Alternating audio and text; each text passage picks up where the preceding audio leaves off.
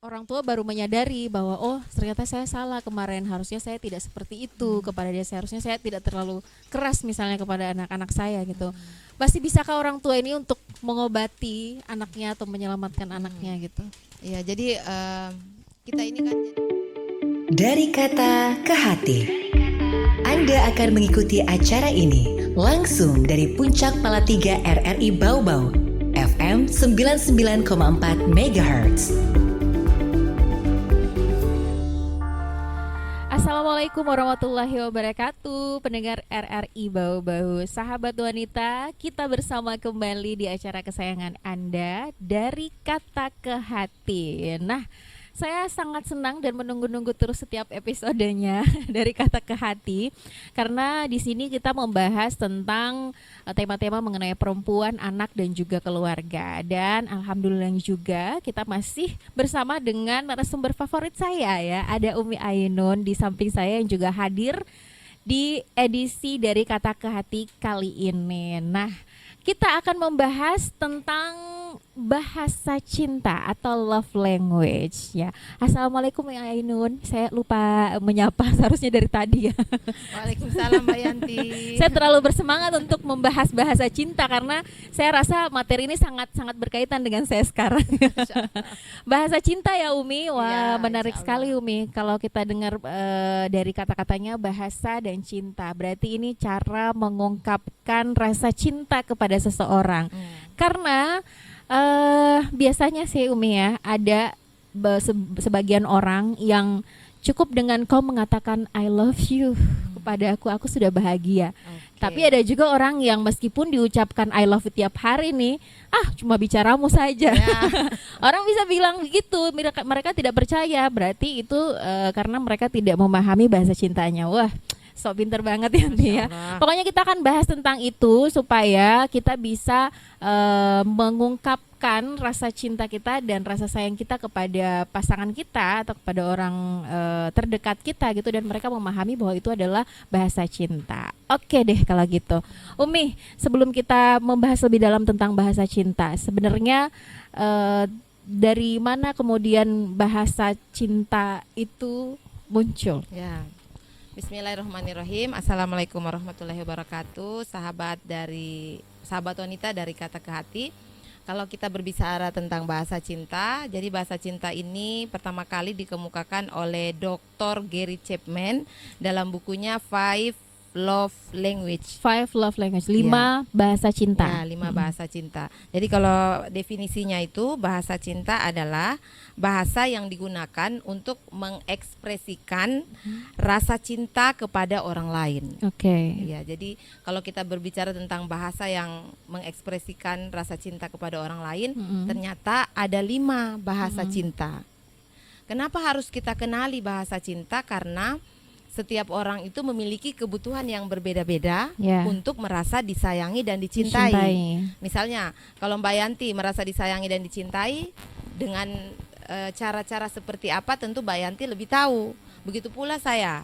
Bagaimana saya merasa disayangi dan dicintai, saya lebih tahu. Maka kalau dalam pernikahan itu nanti kita bisa saling mengungkapkan kepada pasangan agar pasangan tahu, oh itu yang kamu butuhkan. Jadi berikan yang dibutuhkan, jangan berikan apa yang menurut versi kita, karena belum tentu sama dengan orang lain. Nah, 5 bahasa cinta ini, yang pertama itu adalah kata-kata pendukung. Kata-kata pendukung. Iya, Oke. jadi kalau kita memiliki pasangan atau mungkin anak atau teman yang senang sekali dipuji, kemudian dia juga senang memuji, ya itu bisa dipastikan kebutuhan bahasa cintanya adalah kata-kata pendukung. Oke. Berarti kalau kita bertemu dengan teman yang kita sudah tahu atau pasangan yang memiliki kebutuhan kata-kata pendukung, maka kita harus selalu memujinya, mengapresiasinya, kemudian memberikan kata-kata positif atas pencapaian-pencapaian dalam kehidupannya. Ya. Secara sederhana, mungkin kalau pasangan, hari ini kamu terlihat tampan sekali. Nah, terima kasih banyak sudah memberikan nafkah kepada keluarga kita. Saya bersyukur sekali bisa diberikan jodoh yang soleh seperti dirimu. Jadi kita puji. ya. Kemudian bagaimana kalau kebutuhan bahasa cintanya tidak terpenuhi, maka biasanya orang-orang yang kebutuhannya adalah kata-kata pendukung itu akan mudah menghina atau akan mudah membuli orang lain. Berarti dia tangki cintanya lagi lowbat. Oh, Nah, iya. jadi kalau ada orang yang gampang memaki, kemudian gampang memarahi, boleh jadi kebutuhan psikologis terdalamnya tidak terpenuhi. Dan hal itu kan sebenarnya yang memenuhi adalah orang terdekat di dalam keluarga. Dalam hal ini ayahnya, ibunya, atau mungkin keluarga besarnya, saudaranya. Maka kenali saja di lingkungan sekitar kita. Kalau ada orang yang suka julid nih sama orang, gampang sirik dengan orang, berarti mungkin kebutuhan terdalam dia untuk merasa dicintai itu tidak terpenuhi. Maka cara untuk menasehati mereka, kita mulai dulu dengan cara memberikan apresiasi. Yeah. Misalnya, ibu ini sebenarnya orang baik. Saya perhatikan ibu suka menolong orang. Nah, jadi kita puji dulu, baru kita cari waktu untuk memberikan nasihat. Kalau menurut kita ada hal yang perlu diperbaiki dari perilaku orang tersebut. Okay. Nah, yang kedua, bahasa cinta itu adalah sentuhan. Oh, sentuhan. Ya, bahasa cinta sentuhan.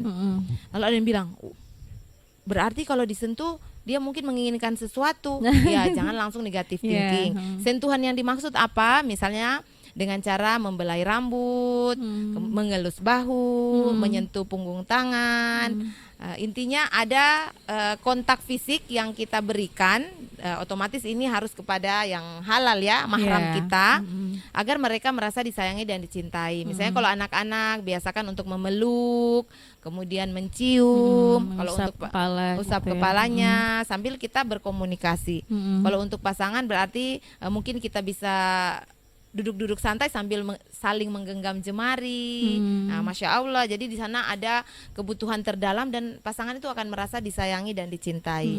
Tolong jangan menganggap ini sebagai sesuatu yang sepele, bahwa aduh terlalu manja, terlalu lebay. Karena kalau berbicara tentang kebutuhan psikologis, berarti itu adalah hak-hak dasar yang dimiliki oleh setiap manusia dan harus kita penuhi kebutuhannya. Karena kalau tangki cintanya nanti lowbat, ya, contohnya tadi kalau misalnya tidak terpenuhi di dalam keluarga, maka nanti akan lahir anak-anak yang suka memukul, ya, anak-anak yang suka menendang. Karena lalu orang tua bingung, loh, kok kamu memukul nak, kok kamu menendang? Karena kebutuhan dia akan sentuhan kasih sayang tidak terpenuhi. Mungkin orang tua jarang membelai, jarang memeluknya, sehingga yang terjadi adalah dia mengekspresikan terbalik rasa ya, itunya. Rasa kebutuhan dia akan kasih sayang itu kemudian dia terbalik dari fitrahnya yang tadinya pelukan dan kecupan, akhirnya dia menjadi agresif memukul orang. Ya. Kemudian yang ketiga ada namanya bahasa cinta hadiah. Oke. Nah, ada kan orang-orang yang senang itu dikasih kejutan. Kayaknya aku deh. Oh, Masya Allah. Dan jangan berpikir, hadiahnya harus mahal. Tidak mesti. Intinya kita memberikan sesuatu yang spesial, yang disukai. Bisa dalam bentuk souvenir, bisa juga dalam bentuk mungkin kata-kata cinta, dalam bentuk puisi. Bisa juga kita misalnya membuat sebuah kreativitas, lalu kita berikan hadiah, mungkin bingkai yang kita buat dengan tangan sendiri dan sebagainya. Jadi jangan berpikir ribet.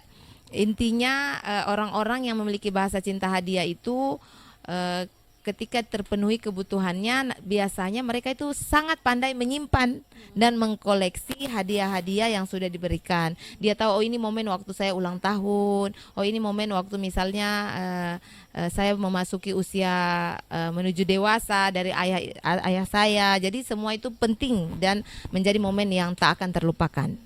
Nah, masih ada 2 ini Mbak Yanti, cukup panjang ya kajiannya. Mudah-mudahan pendengar tidak merasa bosan dan bisa mengaplikasikannya. Yang keempat itu adalah waktu yang berkualitas. Waktu yang berkualitas. Ya, jadi ada orang-orang tertentu yang sangat membutuhkan komunikasi dua hati itu.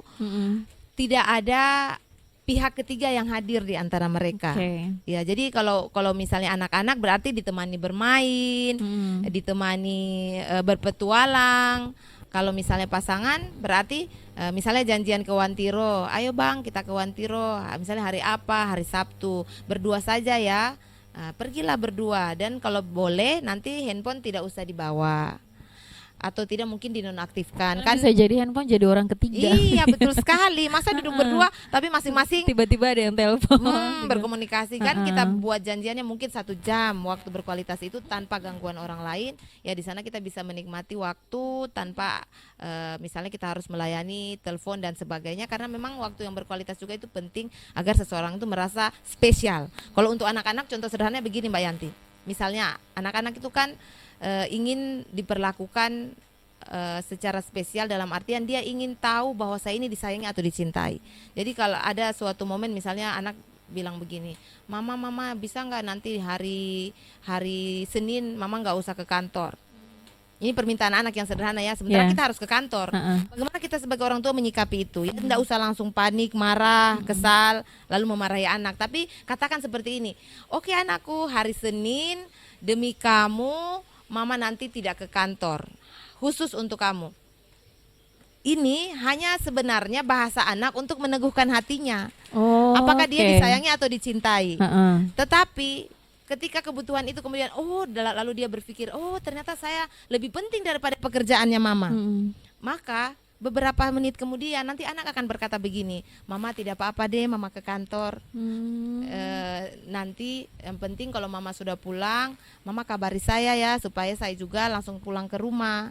Jadi dia hanya untuk meneguhkan hati dan perasaannya bahwa dia betul-betul disayangi. Padahal sebenarnya dia tidak melarang itu, hanya ingin mendengar jawaban dari orang tuanya bahwa memang dia yang paling prioritas dalam hidup orang tua. Nah, kemudian bahasa cinta yang kelima itu adalah pelayanan. Pelayanan. Iya. Jadi kalau bahasa cinta pelayanan itu biasanya kalau dalam pernikahan, misalnya ketika suami makan, dia senang kalau kita ambilkan piringnya, kita siapkan gelasnya. Kalau mau ke kantor, kita sudah siapkan pakaiannya. Walaupun tidak semua juga laki-laki seperti itu, maka untuk bisa mengetahui bahwa pasanganku ini ternyata bahasa cintanya pelayanan, itu kan kita bisa lihat dari kebiasaan. Kemudian kita lihat juga dari kata-kata yang dia ungkapkan dalam bentuk biasanya protes-protes kecil.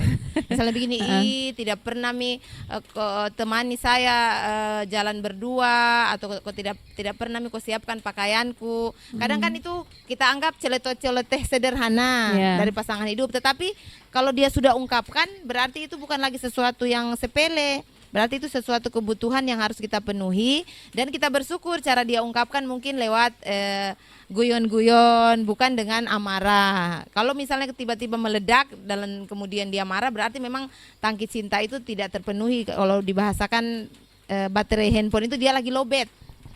Ya, jadi kalau pelayanan itu memang biasanya dia senang kita layani, kita bawakan makan siangnya, misalnya kalau anak-anak kita pilihkan kostumnya, kita sudah siapkan buku pelajarannya, sehingga nanti ke sekolah itu misalnya mereka sudah lebih enteng kalau misalnya masih anak usia dini. Dan bahasa cinta pelayanan ini kalau bisa kita lihat di dalam rumah tangga, biasanya misalnya ada suami itu yang pandai sekali membantu istrinya meringankan pekerjaan-pekerjaan rumah. Misalnya istrinya lagi menjaga anak, dia misalnya pergi menjemur pakaian, istrinya mungkin lagi memasak, dia menyempatkan diri untuk menyapu rumah. Itu adalah bahasa cinta pelayanan. Oke, jadi itu dia ya. Beberapa jenis bahasa cinta atau cara kita untuk mengungkapkan rasa sayang dan rasa cinta kita kepada orang lain. Lalu Umi, bagaimana jika bahasa cinta khususnya bagi pasangan gitu antara suami dan juga istri itu berbeda? Apakah tidak masalah dan bisa disatukan atau gimana tuh? Ya, jadi bahasa cinta setiap orang itu berbeda-beda. Itu. Ya, dari 5 bahasa cinta ini tentu ada yang dominan. Mungkin akan ada juga bahasa cinta yang kombinasi, dalam hal ini melengkapi. Maksudnya tidak mesti 5-5-nya, mungkin ada 2 dari 5. Nah, kalau misalnya berbeda, misalnya ada yang bahasa cintanya waktu berkualitas dengan pelayanan. Nah, atau misalnya ada yang bahasa cintanya hadiah dan sentuhan. Ya, tinggal kita komunikasikan gitu. Karena kadang-kala begini, cara saya menyayangi Mbak Yanti dengan cara Mbak Yanti menyayangi saya itu tentu tidak sama. Maka ketika misalnya saya memberikan misalnya hadiah, tapi bagi Mbak Yanti hadiah itu biasa saja. Justru dalam hatinya mungkin itu nanti merepotkan. Padahal sebenarnya kalau saya bertanya, kamu merasa disayangi atau dicintai itu kalau saya melakukan hal apa? Misalnya Bayanti akan berkata, kalau kita bercerita Umi, misalnya Umi sambil menggenggam jemariku, lalu kita ngobrol dari hati ke hati tentang misalnya persoalan-persoalan yang berkaitan dengan keluarga begitu. Oh seperti itu. Jadi ternyata dengan bertanya kita bisa memberikan pelayanan yang tepat sasaran kepada orang yang kita sayangi. Jadi tidak usah mengira-ngira, pasti dia akan senang kalau saya begini, pasti dia akan suka kalau saya begitu. Mendingan tanyakan langsung. Tanyakan aja ya. Temanku, sahabatku, suamiku, anakku. Nah, kalau anak-anak biasanya kan kalau kita tanya mungkin dia belum bisa. Jadi lihat saja dari kebiasaan mereka dalam hal protes-protesnya. Oh, okay. Umi terlalu sibuk, kapan waktu bermain denganku? Oh berarti bahasa cintanya? Waktu yang berkualitas. Ya, waktu yang berkualitas. Terus lagi, misalnya lagi, Umi, kok Umi lihat gambarku, respon Umi biasa saja. Biasanya Umi memuji, biasanya Umi mengatakan ini bagus. Oh begitu, berarti bahasa cintanya? Kata-kata Ya, yang positif. pintar sekali, Masya Allah. Jadi lihat saja bentuk-bentuk protes dari anak-anak kita. Iya, Biasanya okay. itulah kebutuhannya. Oke, Umi. Jadi ternyata emang sangat penting ya Umi ya, kita harus memahami bahasa cinta dari seseorang kepada kita gitu. Karena kan kadang-kadang juga Umi ini ada kesalahpahaman gitu karena tidak memahami bahasa cinta yang diberikan oleh orang lain kepada kita. Begitu juga sebaliknya. Ya, berlaku mungkin kaidah niat baik saja tidak cukup. Nah, itu dia. Ya. Niat baik aja tidak cukup. Karena sering juga ya kita bertanya-tanya, padahal kan niat saya bukan begitu, Ya, tapi kok responnya begini. Benar. Ya. Ya. Padahal ternyata itu yang harus kita pahami ya. Wah, luar biasa emang ilmu ini, kalau semua ada ilmunya akan mudah gitu. Kita tidak akan pernah berburuk sangka sama orang, kita tidak akan pernah jengkel atau kesal kalau kita memahami bahasa cinta dia gitu ya. Oke, terus Umi kalau misalnya nih Umi ya, ada seseorang, karena kan Umi tadi bilang kenapa kita tidak tanyakan saja langsung gitu. Ada tipe-tipe yang gengsiannya tinggi gitu. Jadi tidak apa-apa, maksudnya ya sudah begitu aja, saya tidak masalah. Tapi dalam hati yang paling dalam dia gitu sebenarnya ada sesuatu yang tidak dia sukai, cuma karena masalah biasa gitu kayak ya sudahlah, saya bisa memahami saja gitu. Jadi orang yang ada yang kayaknya untuk mengungkapkan kekurangan dia itu kayaknya berat sekali gitu dalam dirinya. Gitu gimana cara untuk berkomunikasi dengan mereka? Iya. Jadi kalau di dalam pernikahan itu sebenarnya yang paling berat itu adalah meruntuhkan ego. Meruntuhkan ego. Iya. Jadi rasa sungkan, merasa lebih dari pasangannya itu memang harus kita robohkan. Caranya bagaimana? Kita harus melakukan konseling suami istri ya, supaya mendapatkan bimbingan bagaimana seharusnya suami istri ini membangun pola komunikasi. Dan biasanya ego itu bisa kita robohkan kalau suami istri ini mau datang dengan sukarela untuk melakukan konseling, sehingga mereka bisa memahami bahwa ternyata saya seperti ini karena ada mungkin trauma masa lalu tentang harga diri. Jadi isu harga diri itu penting bagi dia, sehingga untuk memulai atau untuk berinisiatif itu bagi dia saya tidak akan lakukan itu kecuali istriku yang lebih dulu. Itu kadang ada trauma-trauma di masa lalu. Dari proses konseling kita bisa menemukan kalau memang ada trauma, ayo kita bantu untuk pulihkan supaya nanti robohlah rasa ego itu, dan di dalam pernikahan itu ya kita bisa berkomunikasi dengan lancar. Oke, jadi seperti itu ya Umi ya. Berarti Umi ini bisa jadi ya, maksudnya Umi kan juga sering bertemu dengan klien-klien gitu, kasus-kasus yang akhirnya pasangan suami istri memutuskan untuk berpisah atau bercerai gitu. Apakah Umi juga sering mendapatkan kasus-kasus seperti itu disebabkan karena perbedaan bahasa cinta dan mereka tidak memahami bahasa cintanya masing-masing? Iya, jadi di dalam ruang konseling biasanya ketika suami istri itu datang berkonsultasi atau hanya istrinya saja atau suaminya saja terkait persoalan di dalam pernikahan, biasanya itu kan keluhan-keluhan yang muncul itu adalah berkaitan dengan banyak faktor, bisa karena ekonomi, bisa karena campur tangan orang tua, tetapi ada juga kami temukan karena bahasa cinta yang tidak terpenuhi. Nah, contoh sederhana, misalnya ada istri yang sudah menikah puluhan tahun, kemudian suaminya itu laki-laki yang baik, bertanggung jawab, dia juga perempuan yang baik, kemudian punya komitmen yang baik terhadap keluarga dan pernikahannya. Tetapi si perempuan ini mengatakan bahwa kok saya merasa tidak disayangi gitu, kok saya merasa tidak dicintai. Nah, setelah belajar bahasa kasih, dia akhirnya memahami, oh ternyata bahasa cinta saya itu sentuhan, kata dia begitu. Sementara suami bahasa cintanya pelayanan. Nah, suami membantu dia meringankan pekerjaan rumah, itu dalam bentuk wujud kasih sayang dia kepada istri. Tapi istri mengatakan, saya merasa tidak disayang karena saya itu bahasa cintanya sentuhan. Nah, misalnya kalau tidur kok suami suka membelakangi, maunya kalau tidur itu tetap ada sentuhan fisik, misalnya kaki kami bersentuhan atau tangan kami bersentuhan. Nah, itu kan kalau kita dengar sepertinya sangat klise ya. Kok masa hanya karena itu sih kamu merasa tidak disayangi, suamimu baik seperti itu ya.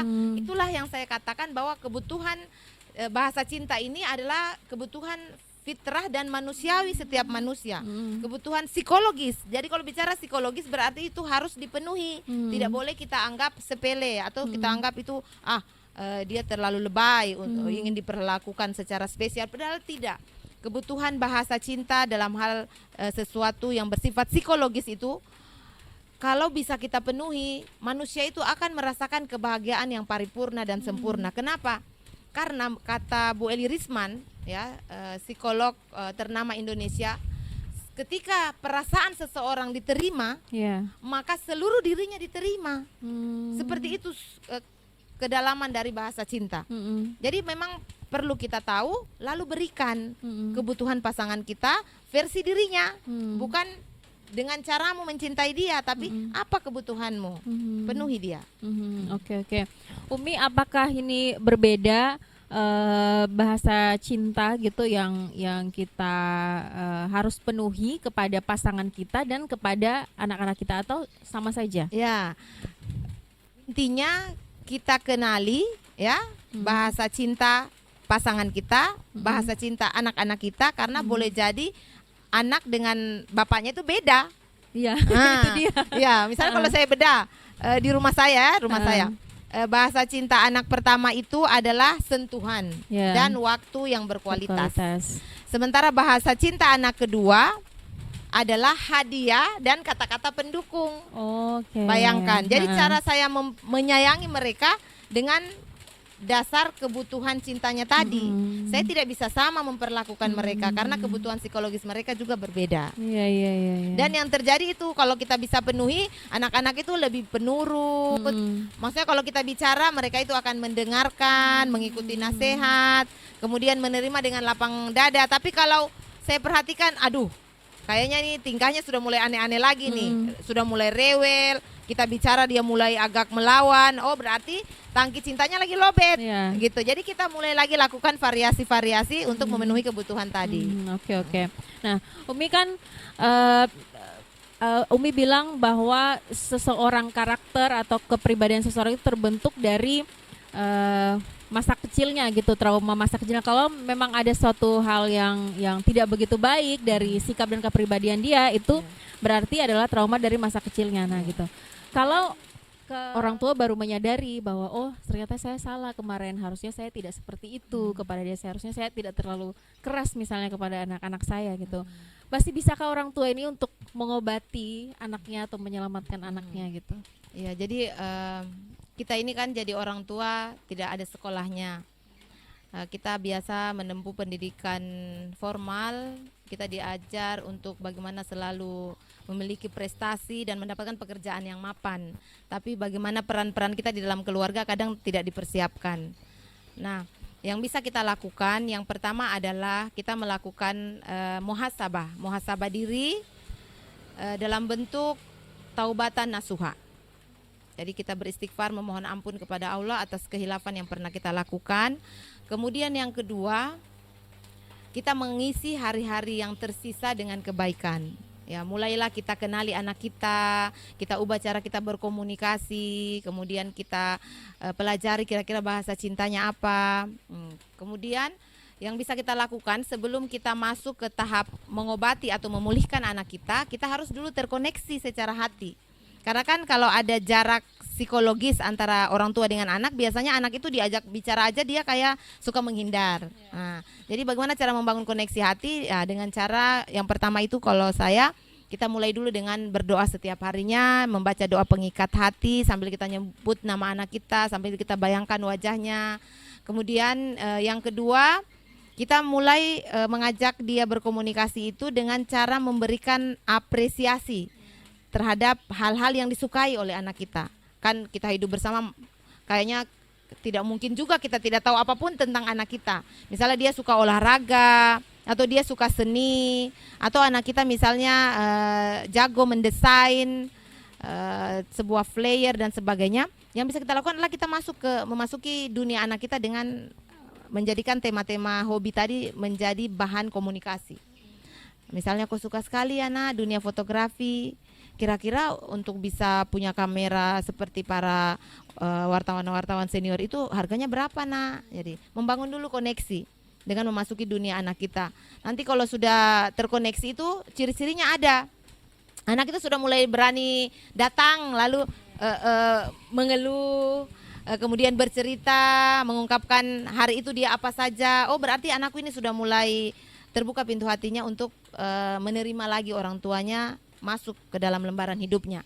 Maka di tahap seperti itulah nanti kita mulai bisa mengatakan misalnya permohonan maaf. Kan anak itu manusia yang punya hati, punya juga akal sehat. Jadi anakku kalau mungkin dalam kebersamaan sekian tahun ini mungkin kalau mama atau bapak punya kesalahan, tolong kamu maafkan ya. Tolong maafkan kesalahan mama dan bapak. Mudah-mudahan ke depannya kita bisa hidup lebih baik lagi begitu. Sehingga nanti anak juga pasti dia akan mencoba untuk melakukan refleksi dan akhirnya dia membuka hatinya untuk memaafkan kesalahan orang tuanya. Lalu orang tua mulai membangun komunikasi yang baik, kemudian tadi memahami keunikan anaknya, kemudian memenuhi kebutuhan bahasa cintanya. Nanti anak bisa nempel kembali dan indikator yang paling keren itu ketika anak akhirnya mau lagi mendekat kepada orang tua, misalnya sudah bisa tidur bersama. Biasanya itu kan kita masuk ke kamarnya, kadang anak itu menolak. Jangan masuk ke sini karena dia merasa tidak nyaman dengan kehadiran orang tua yang selalu mengusik kebahagiaannya. Menurut anak-anak ya, bukan menurut orang dewasa, karena dunia anak dengan dunia orang dewasa ini memang butuh jembatan, dan yang menjembatan itu adalah kemauan orang tua untuk memasuki dulu dunia anaknya, baru kemudian mengajak anak ke dunia orang dewasa. Oke. Nah, pendengar dari kata ke hati, kita nanti akan lanjut lagi ya setelah jeda berikut ini. Kita kayaknya saya tertarik untuk membahas salah satu kasus juga nih Umi, karena kan banyak sekarang ini angka-angka perceraian yang tidak henti-hentinya gitu, ada terus. Dan Umi juga sampaikan tadi bisa jadi itu karena bahasa cinta antara pasangan mereka yang tidak dipahami gitu. Nah kita akan bahas lagi setelah yang berikut ini. Tetap bersama kami di Dari Kata ke Hati. Vin, kemarin aku dapat rezeki. Udah aku sumbangin ke panti asuhan. Kamu tahu kan? Iya tahu. Udah lihat di status kamu. Kamu inget nggak Rina teman SMA kita? Udah 2 bulan dia nunggak bayar uang kos. Kasian banget deh. Untung aku ada rezeki lebih. Jadi aku pinjamin. Kalau nggak tahu deh dia kayak gimana. Alhamdulillah ya. Untung kamu bisa bantu. Vin. Ada lagi bapak-bapak. Cukup kamu dan kebaikanmu ya.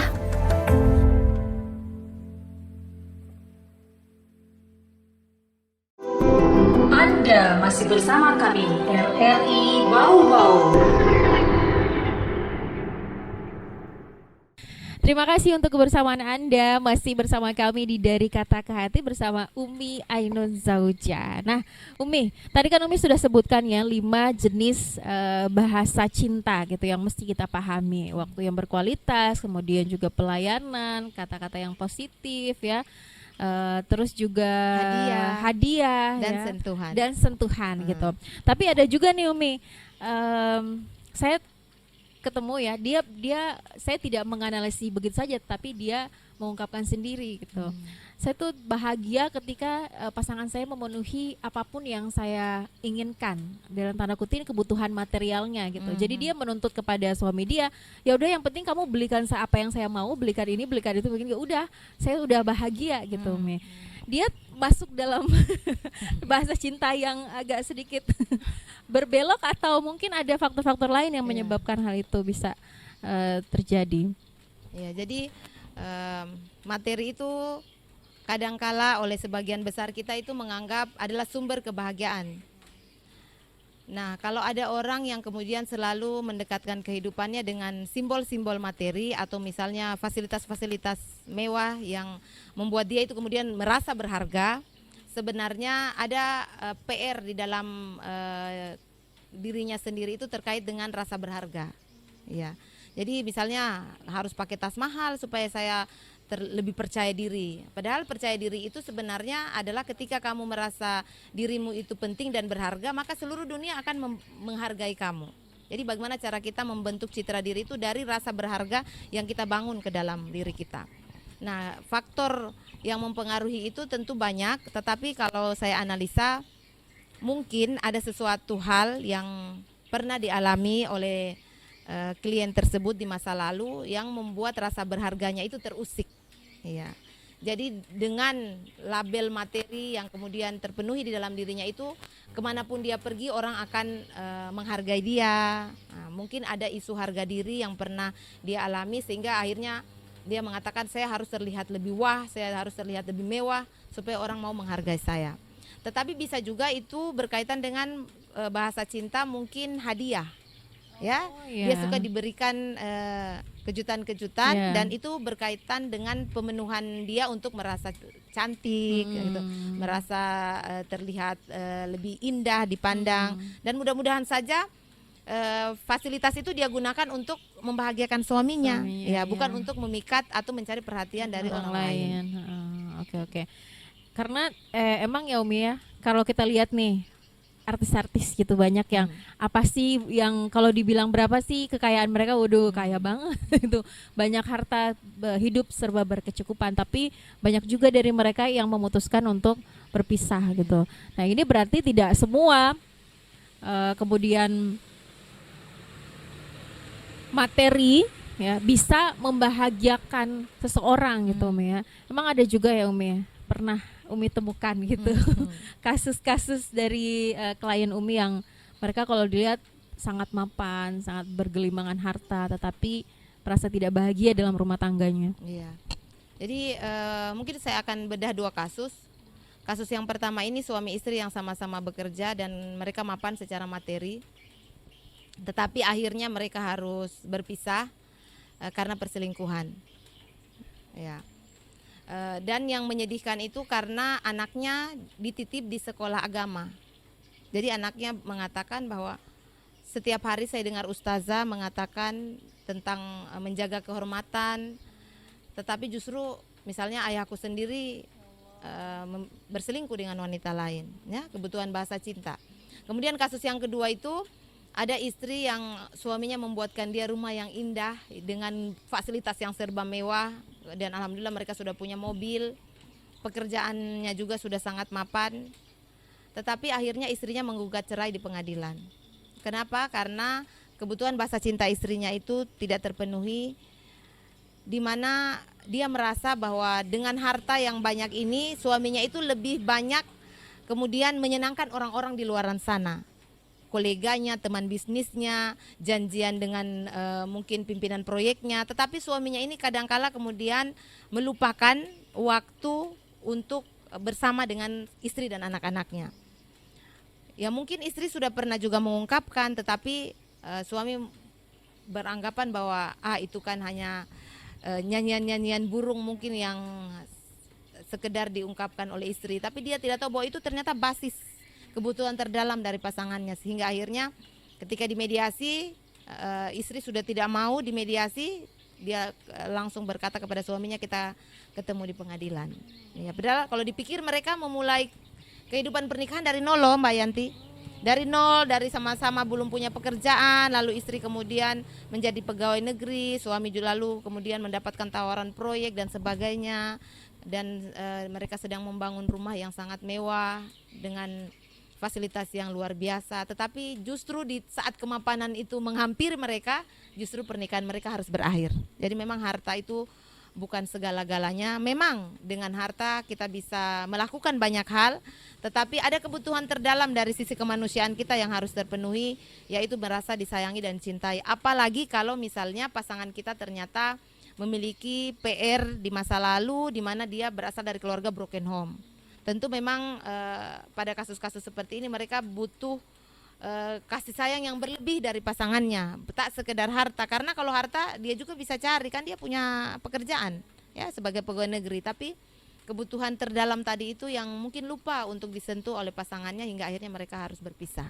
Iya, dan yang mirisnya nih Umi, akhirnya tuh semua perempuan langsung diidentikan sama ya udah yang penting, kalau ya, cara berpikir laki-laki kebanyakan sih Umi, yang penting saya punya uang, saya mapan gitu. Ya. Siapa yang tidak mau dengan saya? Betul Gitu. sekali. Padahal ada hal-hal lain yang harusnya mereka juga harus penuhi gitu, bukan hanya material aja ya Umi ya. Ya, karena Oke. manusia kan terdiri dari fisik, kemudian ruhani dan akal. Jadi memang semua komponen ini saling terkoneksi, membentuk sebuah sistem sehingga tidak boleh ada bagian-bagian yang tidak kita perhatikan gitu.